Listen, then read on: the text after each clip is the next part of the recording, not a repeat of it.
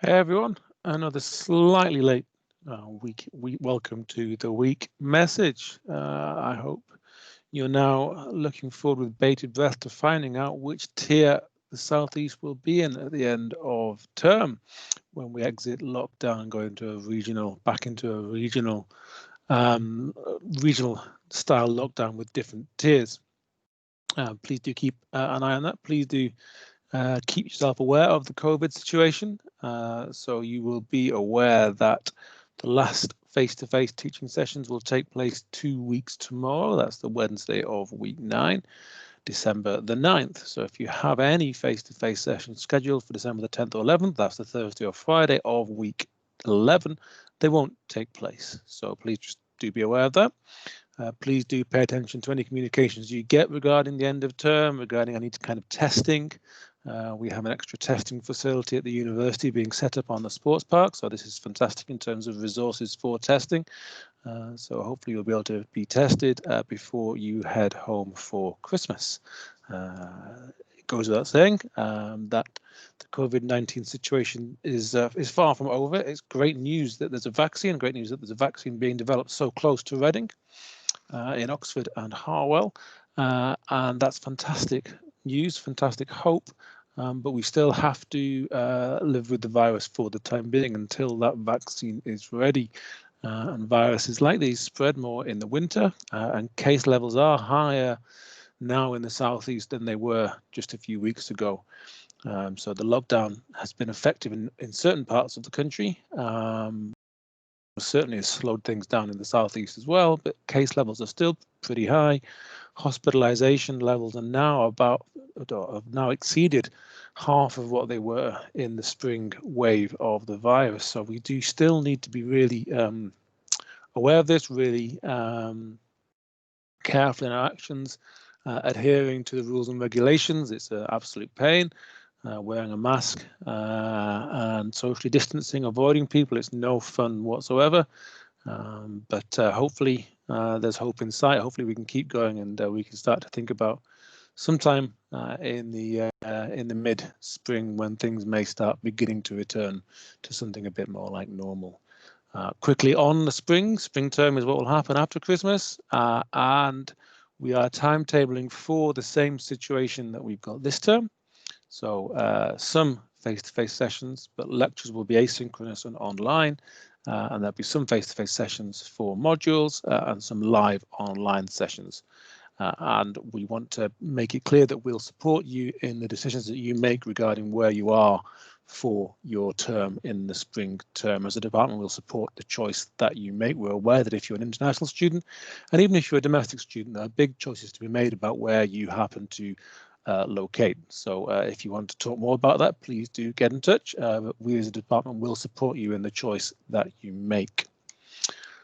In recruitment terms, I want to thank the student panel. So last week we were hiring to our teaching intensive lectureship position. That's a lectureship which has a particular focus on teaching. Most lectureships that we have in the department have what's called T&R, teaching and research.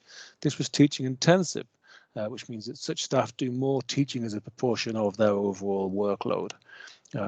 We had, and I'm very, very thankful for William Marr, Sheila Dualis-Bollis, Rosie Davidson, Helena Matheson, Chandra Singh, Jasmine Gruel, Esther Morgan, Kripali Vijay, Robert Hewlett, Munjot Rajanisir, and Elizabeth McCall, who helped out on the student panel for the recruitment last week. Each applicant made gave us a short lecture on the Thursday afternoon, and then they were interviewed on the Friday morning. And we're really pleased to announce that we appointed Fangya Zhu to the position. You're probably already familiar with Fangya. She's been with us for just over a year already on a temporary lectureship position. So this is great for her and for us because it means that we get to have Fangya on a permanent basis. Her contract isn't now due to expire at the end of 2022. So we're really pleased about that. What else? Tomorrow there's an event, Women in Finance, being organised by the Finance Society. There'll be a link in the email that you get. Please do head along to that. Obviously, in particular if you're a woman, but I think these kinds of events are of course open to all, and I think it's very important often for us men to be aware of the kinds of situations that those different to us often face. It can be quite an enlightening experience, quite an education to see things from different perspectives.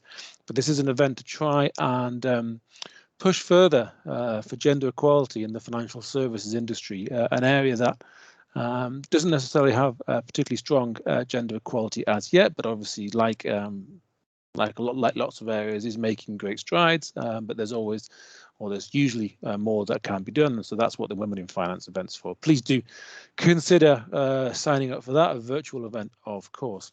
And the final thing I want to say is that given the nights have drawn in now well and truly, it's dark and all that, please do be looking out for each other. It's okay not to feel okay at this time of the year, especially when we're in lockdown, especially when we don't know what plans are going to be, when we can begin to make plans. So it really is okay not to be okay. Look out for your mates, check they're doing okay.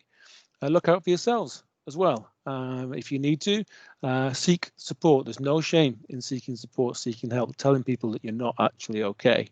That's a really, really important thing to do. It takes a lot of guts, but it's the strong thing to do, and it's the right thing to do as well. So please do that if you're feeling that things aren't quite how you'd like them to be.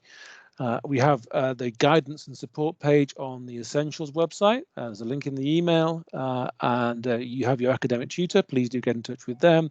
In the Carrington building, the university has a lot of support and welfare services that you can tap into and you can access. So please do. And feel free to get in touch with me as well. I've really enjoyed getting lots of emails from you this term. Sometimes I haven't always replied, because sometimes the volume of emails, 7 while I've been recording this message, is just so huge that I miss the really important ones. So if you feel I've not replied to your email, send it again, and I'm not going to be annoyed about that. I'm going to be really pleased, actually, because it reminds me that that was an email I really wanted to reply to. So please do get in touch, keep in touch, and have a really great week.